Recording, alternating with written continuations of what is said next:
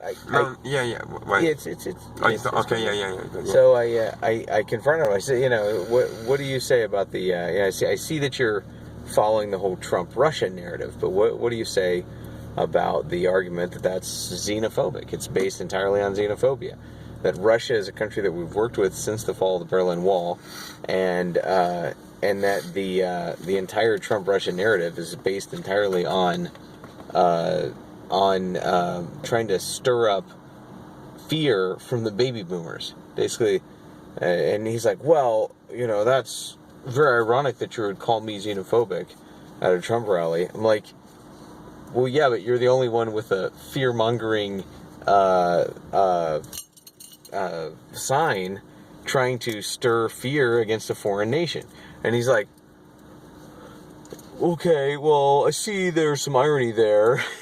And he actually, admitted that he saw the irony in the situation, So I was kind of proud that the guy was self-aware, and I think he left after a while, because, there were other people that weren't as nice as me, but everybody, from what I heard too, there were people that got a little heated and they shook hands and left, but yeah, it's I thought it was sort of, it's the thing that I always thought was funny about the whole Trump-Russia thing was basically, you got this guy with an Eastern European wife, and then in order to try to scare away his base, they were basically rehashing Cold War propaganda, and I didn't know if you had a different view on that, or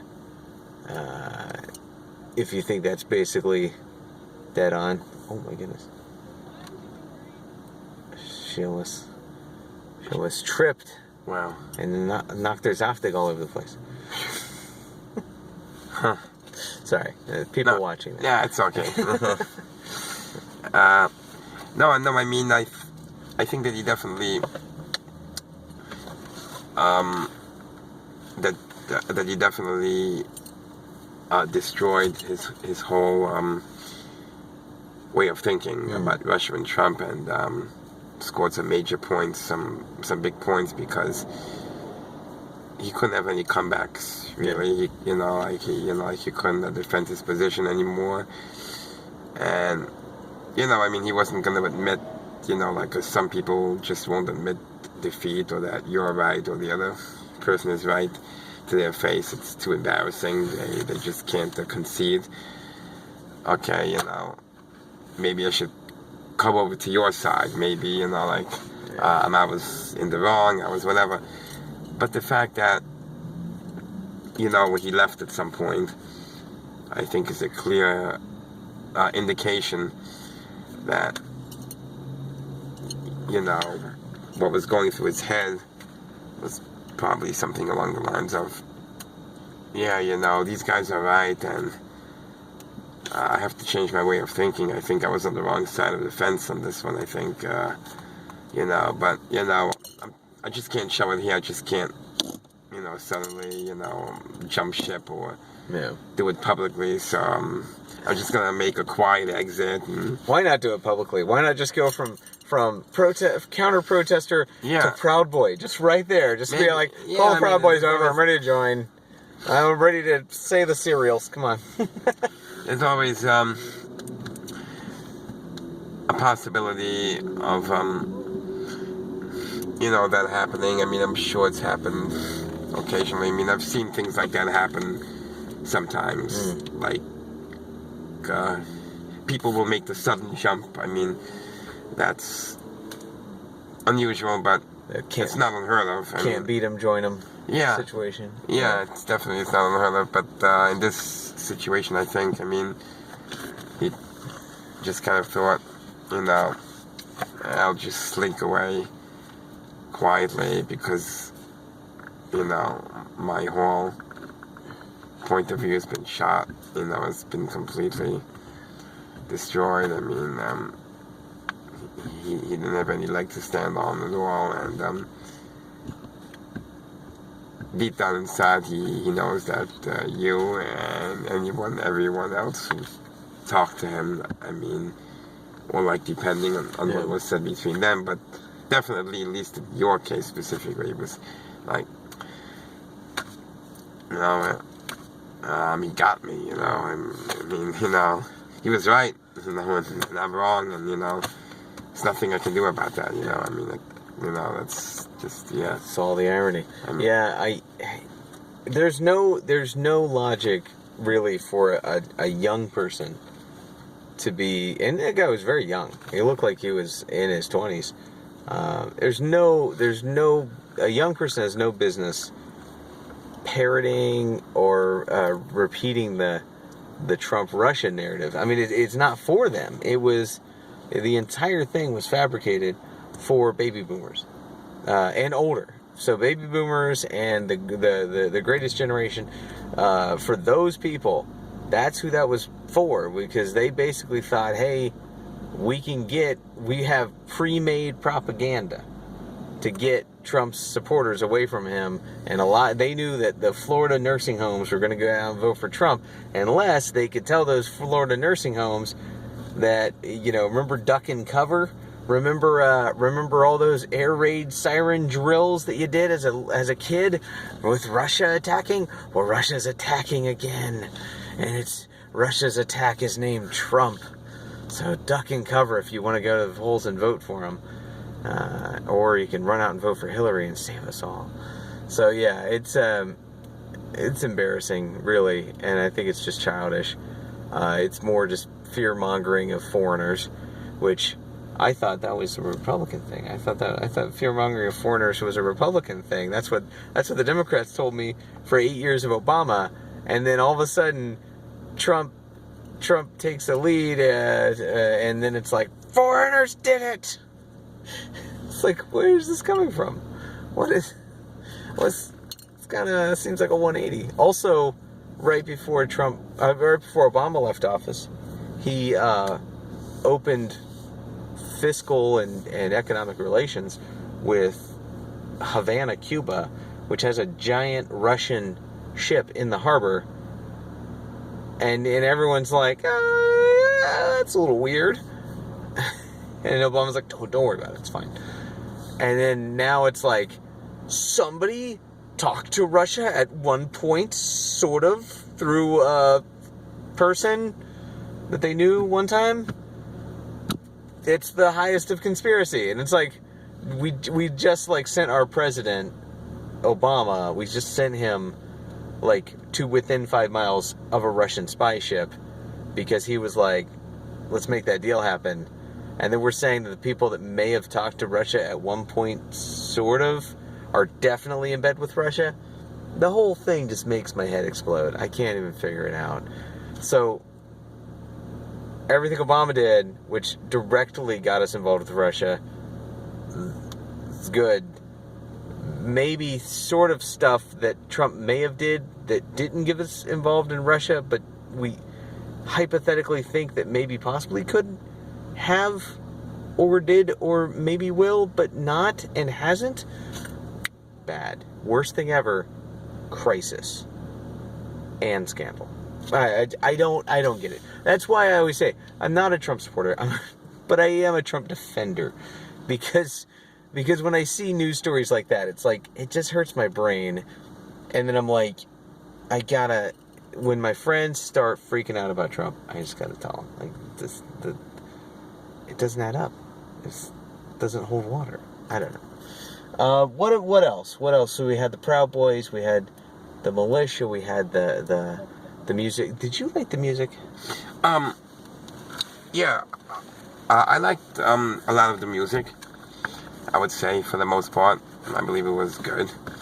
I liked a lot. I mean, I would say, I just wish that whole Russian thing wouldn't have stopped you from being a Trump supporter, as opposed to just. Oh no! That doesn't stop me from being a Trump supporter. No. I mean, I know you are a defender. Yes, yeah. No. It's just. But I mean, I'm just not a supporter of political candidates in general. I try to stay separated from that. I try to be as middle of the road as possible. But I'm so against emotional manipulation. And all that. That's where I do just try to parse the news up and find that. That's why I'll never be like I'll try not to be like a political supporter, you know. But I will defend where there needs to be defense. I'm sorry, but please continue. No. So, I mean, basically, that's the only reason why I went back to the other point, was just because I was meant, you know. But yeah, the music, I mean, I almost went on stage for the Trump song when they were inviting everyone to go on stage, but by the time I got there, because I was in the back schmoozing, talking with some people, and just hanging out, and then, you know, they closed off the stage already, so, you know, they only let a certain number of people up on the stage. What is the Trump song? It was, let me see. It was actually, it's basically, it's, if I can remember what the song was again,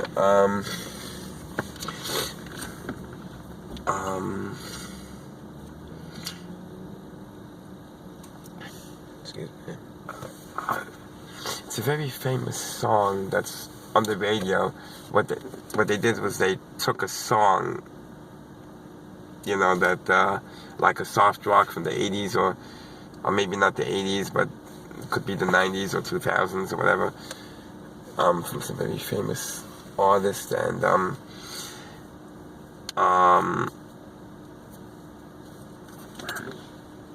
could look it up also, and they just changed the words a little bit. Oh, do you have? I'm trying to think if I could look it up. Yeah, if you could look it up. Yeah, the Trump song. Yeah. Oh, is it?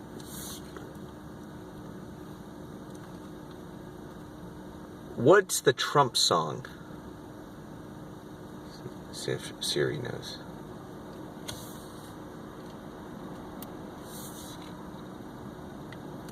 Is Siri gonna know? Trump is by Raka Raka Ali. Raka. Well, you would have to play it a little bit, so and I can tell you if it's the same one. Okay. Look up Trump by Raka Raka Ali in YouTube. Let's see if this is it. Here's what I found on the web for Trump by Raka Raka Ali. I hear. Oh yeah, here's the morph float is rolling up. We can the morph float is rolling up the street here. Open in YouTube. They're blasting. It's 10:35. Yell at them. It's 10:35. Turn your music down. People are. I do have to say, I am shocked. One of the flags, and it's not up at the moment, but one of the Trump flags was in disrepair, and it drove me nuts. I was like, how the Trump flag can't be more than what, a year and a half old? How is a Trump flag in disrepair? Doesn't make any sense.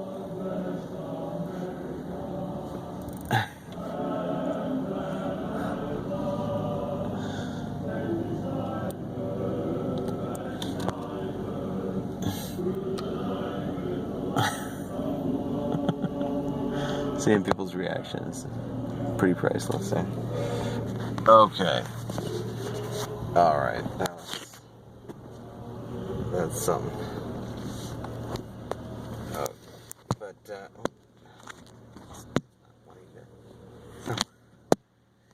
does it? There we go. It goes back up there. Okay. So we were in the middle of. Yes, we're in the middle. We're in the middle of finding this one.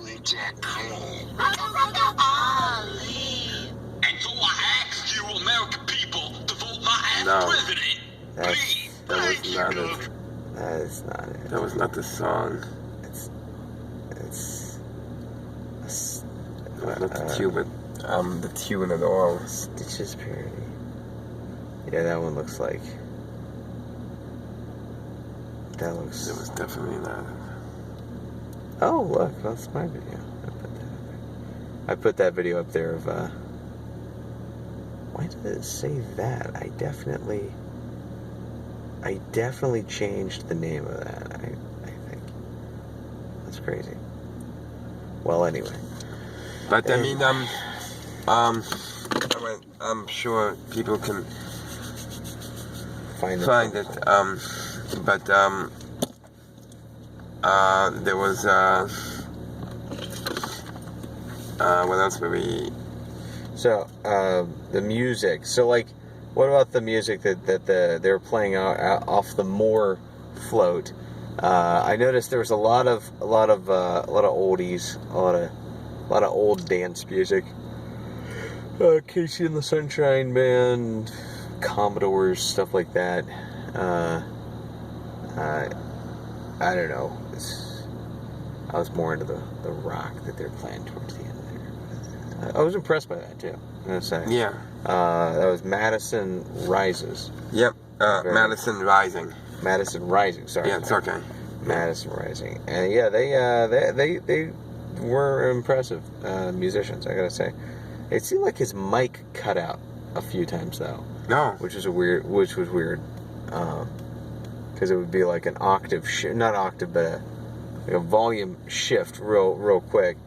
But aside from that, I was impressed. I was very impressed.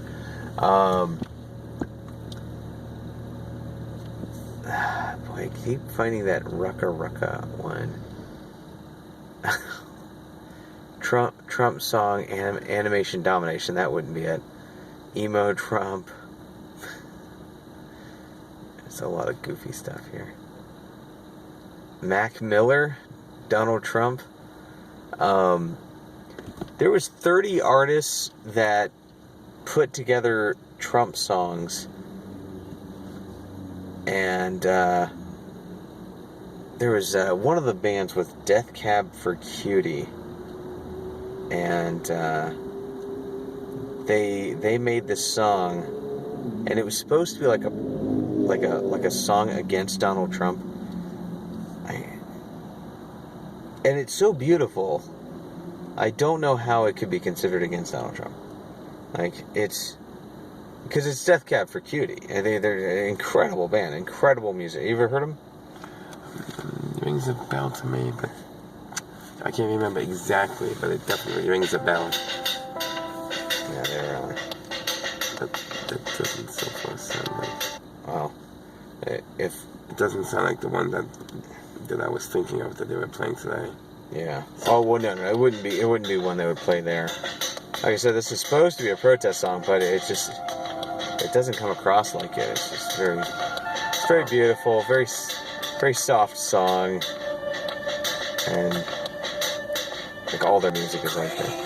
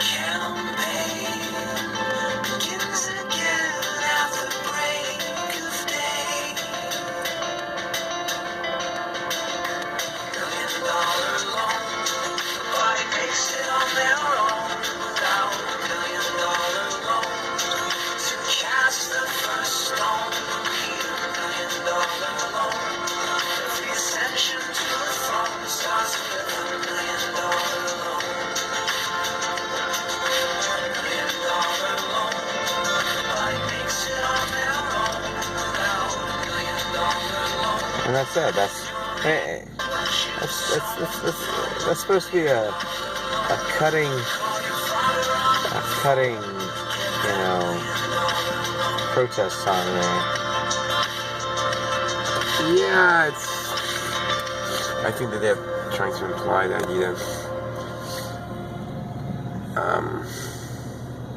he's like a privilege, or that he's not into helping people. He won't, even though he might give, like saying like good luck getting $1 million loan from him.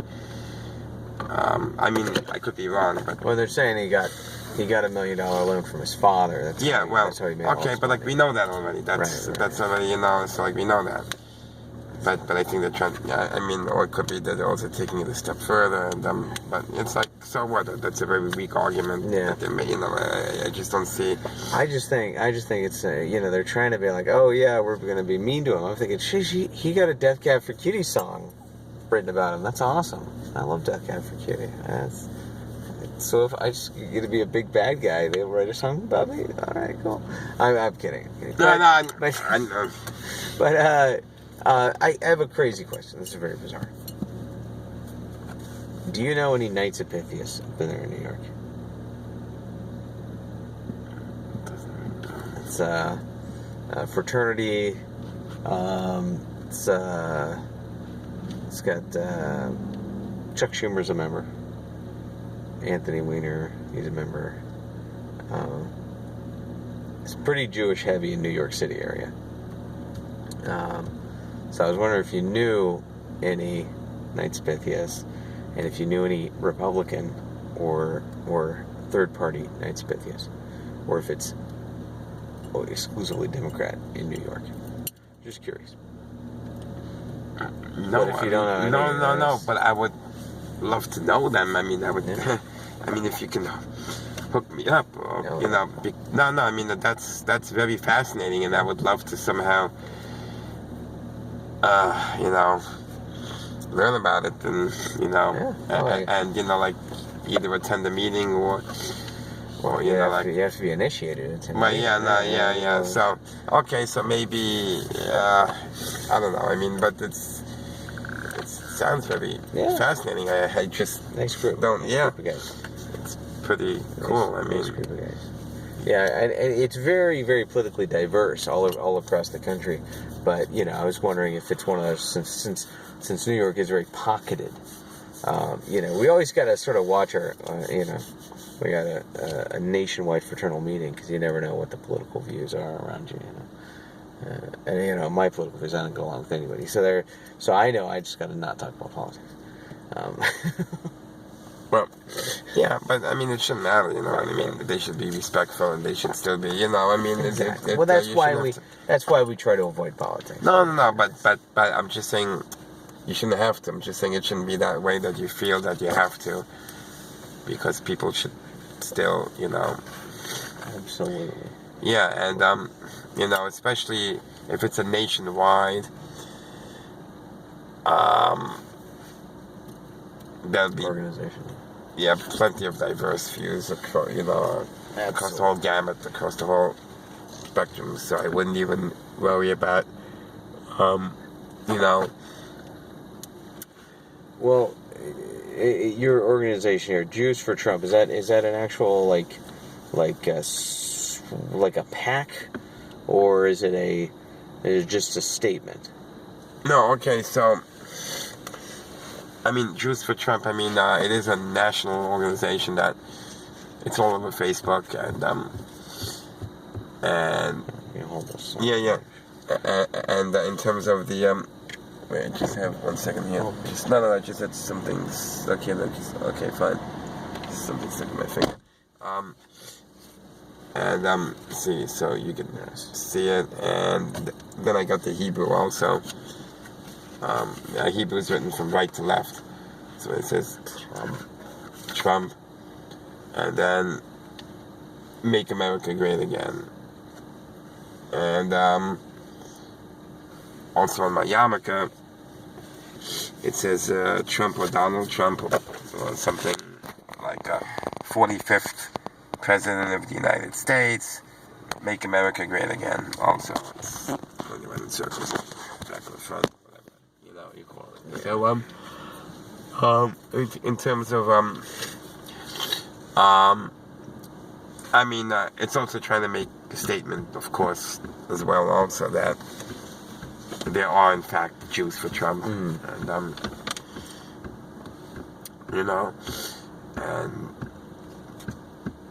trying to, then after that, explain our, and or defend our position, and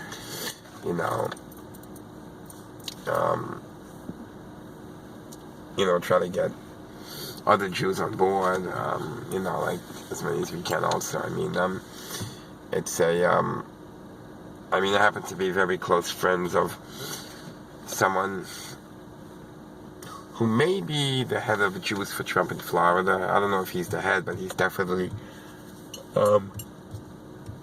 posting a lot on Facebook about it, and he's very involved with the organization. Yeah, the organization of like the Florida chapter, or the Florida, so there's a and when you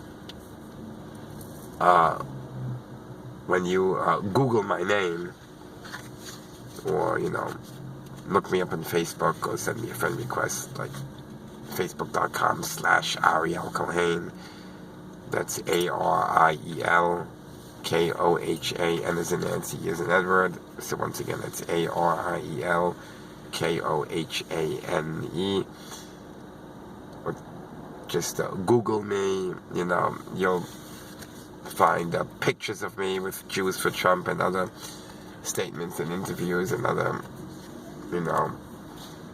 things relating to me and connecting me to it. So as well, you'll see that as well too.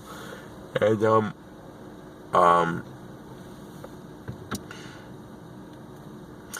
so it's I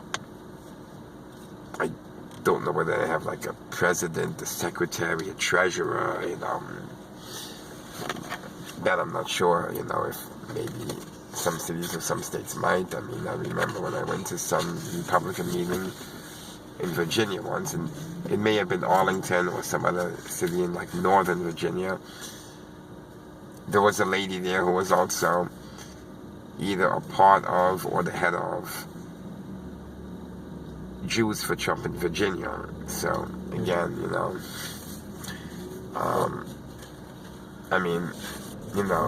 they're like. This would be a good place to end it. Thank you so much for being chapters too. Yeah, on the show. No, of course, absolutely, and it was a great pleasure and an honor, and look forward to many more. Absolutely, at least some more. Cheers, man. And that's okay. Well, we're gonna put a link to Ariel Kohane's Facebook, and also some info on Jews for Trump. So please like, comment, and subscribe, or just like and comment, but still subscribe. This is Sully for antisocialnews.com, and do you have a final statement? Just please jump on board the Trump bandwagon. We welcome all. We They really are very welcoming. The meanest thing I saw there was the good night left side, and I was like, oh, that's a very violent meme back and forth of the good night this group and the good night that group. But I was like, and I thought about it, I was like, what? The meanest thing is telling another group good night. Yeah, I saw meaner signs at the DACA protest, really. There were a lot meaner signs at the Juggalo thing. Ugh. But those were nice people too. Those were genuinely nice people. DACA's nice people, and the Trump people, I dare say, are